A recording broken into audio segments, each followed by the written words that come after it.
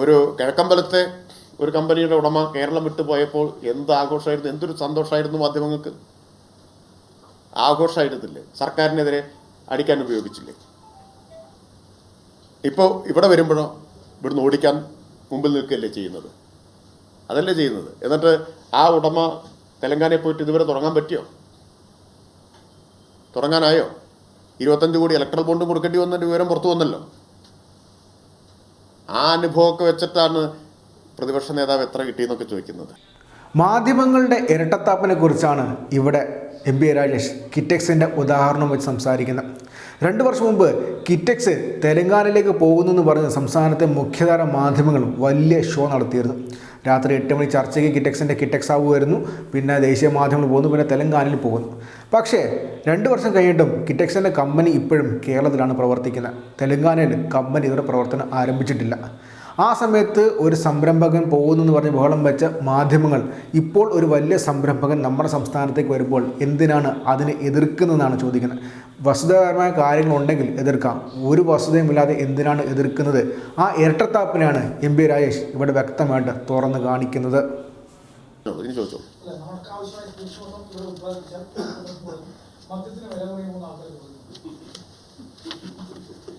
സ്വാഭാവികമായിട്ടും ട്രാൻസ്പോർട്ടേഷൻ കോസ്റ്റിനൊരു കുറവ് കാണുമല്ലോ.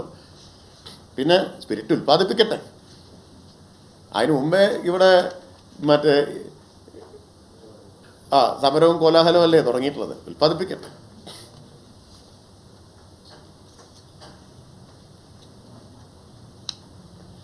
ഈ ഗ്രാമപഞ്ചായത്ത് ഒയാസിസിനെതിരെ പ്രമേയം പാസ്സാക്കിയതിന് ആഘോഷമാക്കി മാധ്യമങ്ങളൊക്കെ കൂടി അല്ലേ?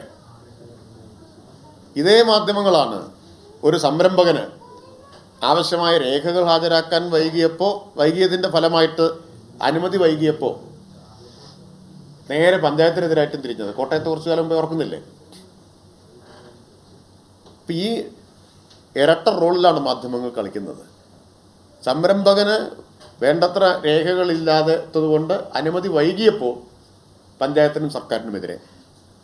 ഇവിടെയോ സർക്കാർ അനുമതി കൊടുത്തപ്പോൾ സർക്കാരിന് എതിരെ പഞ്ചായത്തിൻ്റെ കൂടെ. രാഷ്ട്രീയം മാത്രമല്ലേ ഉള്ളൂ ഇക്കാര്യത്തിലെല്ലാം. രാഷ്ട്രീയമല്ലാതെ വേറെന്താണുള്ളത്?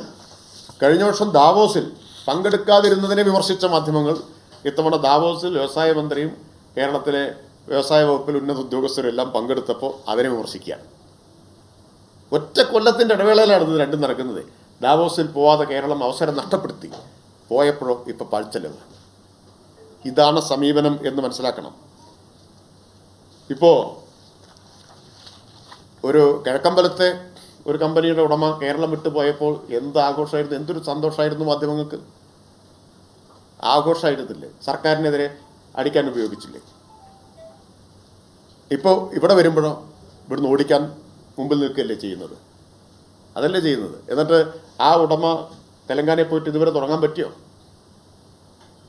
തുടങ്ങാനായോ? 25 കോടി ഇലക്ട്രൽ ബോണ്ടും കൊടുക്കേണ്ടി വന്നതിൻ്റെ വിവരം പുറത്തു വന്നല്ലോ. ആ അനുഭവമൊക്കെ വെച്ചിട്ടാണ് പ്രതിപക്ഷ നേതാവ് എത്ര കിട്ടിയെന്നൊക്കെ ചോദിക്കുന്നത്. ഞങ്ങളുടെ ആരുടെയും പേര് അല്ലെങ്കിൽ CPIM-ൻ്റെ ഒന്നും പേര് ഇലക്ട്രൽ ബോണ്ടിൻ്റെ പട്ടികയിൽ കണ്ടില്ലല്ലോ.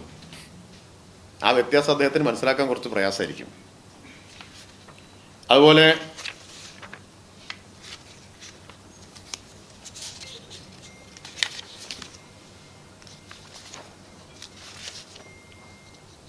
പൊതുവെ എടുക്കുന്ന സമീപനം ഈ അവസരവാദപരമായ സമീപനമാണ്. ഈ സമീപനം പ്രതിപക്ഷം എടുക്കുന്നത് മനസ്സിലാക്കാം, രാഷ്ട്രീയ ലക്ഷ്യത്തോടെയാണ്. മാധ്യമങ്ങൾ അങ്ങനെ എടുക്കാമോ എന്നുള്ളത് ആലോചിക്കേണ്ടതാണ്. ഒരേ സമയം നിക്ഷേപത്തെക്കുറിച്ച്, വികസനത്തെക്കുറിച്ച്, വ്യവസായ സൗഹൃദമാവേണ്ടതിനെക്കുറിച്ച് ഒക്കെ പറയുകയും അതേസമയം രാഷ്ട്രീയ ലക്ഷ്യം മാത്രം മുൻനിർത്തി ഇത്തരം കാര്യങ്ങളെ എതിർക്കുകയും ചെയ്യുന്നത് ഉത്തരവാദിത്വമുള്ളൊരു മാധ്യമ പ്രവർത്തനമാണോ എന്ന് ആലോചിക്കണം. എതിർക്കാൻ നമ്മുടെ നാട്ടിൽ കാരണങ്ങൾക്കൊന്നും ക്ഷാമമില്ല. ഇപ്പം എൻ്റെ ഒരു അനുഭവം പറയാം. MP ആയിരിക്കുമ്പോഴാണ് ഒരു നമ്മുടെ ഒരു സ്വകാര്യ വിൻ പ്ലാന്റ് കാറ്റാടി നിന്ന് വൈദ്യുതി ഉൽപ്പാദിപ്പിക്കുന്നു. നല്ല ഒരു പദ്ധതിയാണ്. അതിനെതിരെ ഈ പാലക്കാട് ജില്ലയിലാണ് വലിയ സമരം ആരംഭിച്ചു. സമരം നടത്തിയവർ പ്രചരിപ്പിച്ചത് എന്താണെന്നറിയാമോ? ഈ വിൻ പ്ലാന്റ് വന്നാൽ ആ പ്രദേശത്തെ ഭൂഗർഭജലം മുഴുവൻ വറ്റും. പിന്നെ അവിടുത്തെ പശുവിന് പാല് വറ്റും, കോഴിയും മൃഗങ്ങളും ചാവും. എൻ്റെ കയ്യിൽ രേഖയിരിപ്പുണ്ട്, ഞാൻ എൻ്റെ മുഴുവൻ കഥ നിങ്ങളോട് പറയാം. പിന്നെ വേറൊന്നും കൂടിയുണ്ട്, അവിടുത്തെ പുരുഷന്മാർക്കൊന്നും കുട്ടികളുണ്ടാവില്ല.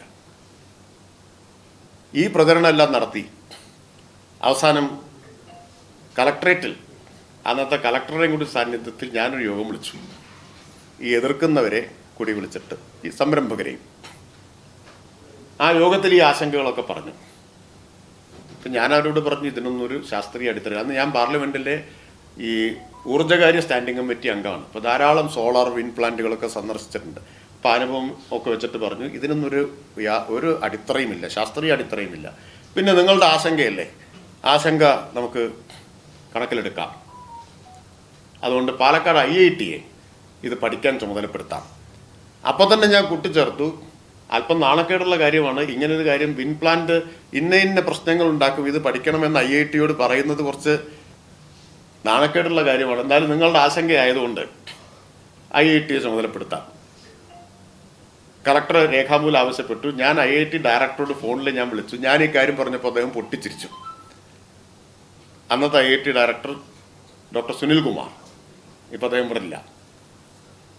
എന്തായാലും 1 മാസം കൊണ്ട് റിപ്പോർട്ട് തരണം എന്ന് പറഞ്ഞു.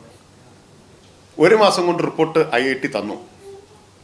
ആ റിപ്പോർട്ടിൽ ഇത് മുഴുവൻ അടിസ്ഥാനരഹിതമാണെന്നും ഒരു ശാസ്ത്രീയ അടിത്തറയുന്നില്ലെന്ന് IIT റിപ്പോർട്ട് തന്നു. വീണ്ടും ഈ റിപ്പോർട്ട് വെച്ചിട്ട് ഈ സംരംഭകരെയും ഈ സമര സമിതിക്കാരെയും വിളിച്ചു. അപ്പോൾ ഒരു സമരസമിതി നേതാവ് എഴുന്നേറ്റിട്ട് പറഞ്ഞു, ആ റിപ്പോർട്ടൊന്നും ഞങ്ങൾ അംഗീകരിക്കില്ല, ഞങ്ങൾക്ക് ഉറപ്പുണ്ട് ഇത് ഈ പ്രശ്നങ്ങളൊക്കെ ഉണ്ടാക്കും എന്നുള്ളത്. ഏത് ഇന്ത്യൻ ഇൻസ്റ്റിറ്റ്യൂട്ട് ഓഫ് ടെക്നോളജി തന്ന റിപ്പോർട്ട് ഞങ്ങൾ അംഗീകരിക്കില്ല. വിൻഡ് പ്ലാന്റ് വന്നാൽ അവിടുത്തെ പുരുഷന്മാർക്ക് പിന്നെ കുട്ടികളുണ്ടാവില്ല എന്നും, പശുവിൻ്റെ പാല് വറ്റിപ്പോകുമെന്നും, കോഴിയും ആടും ചാവുമെന്നും, പിന്നെ ഭൂഗർഭജലം വറ്റിപ്പോകുമെന്നും ഒക്കെ പറഞ്ഞ് പ്രചരിപ്പിച്ച ആളെ ഇളക്കി വിട്ട് സമരമാണ്. ഈ സംരംഭകരാണെങ്കിൽ വായ്പ എടുത്തിട്ടാണ്, വായ്പ തിരിച്ചടയ്ക്കണം. IIT റിപ്പോർട്ട് തന്നാലും ഞങ്ങൾ അംഗീകരിക്കില്ല എന്നതാണ്. അവസാനം അവർക്ക് കോടതി പോകേണ്ടി വന്നു. ഇത് ഈ പാലക്കാട് ജില്ലയിലുണ്ടായ അനുഭവമാണ്. എനിക്ക് അതിപ്പോൾ ഞാൻ പറയുന്നില്ല, അത് നിങ്ങൾ അന്വേഷിച്ച് കണ്ടെത്തിയാൽ മതി. ഈ പാലക്കാട് ജില്ലയിലുണ്ടായ അനുഭവമാണ്, ഞാനതിൽ ഇടപെട്ട ഒരാളാണ്. അപ്പോൾ ഇങ്ങനെയൊക്കെയാണ് സംരംഭങ്ങളെ തുരത്താനും ഓടിക്കാനും നടക്കുന്നതെന്ന് നമ്മൾ കാണണം. അതേ സമീപനം മാധ്യമങ്ങൾ എടുക്കാൻ പാടില്ല എന്ന് വിനീതമായിട്ട് അഭ്യർത്ഥിക്കുക.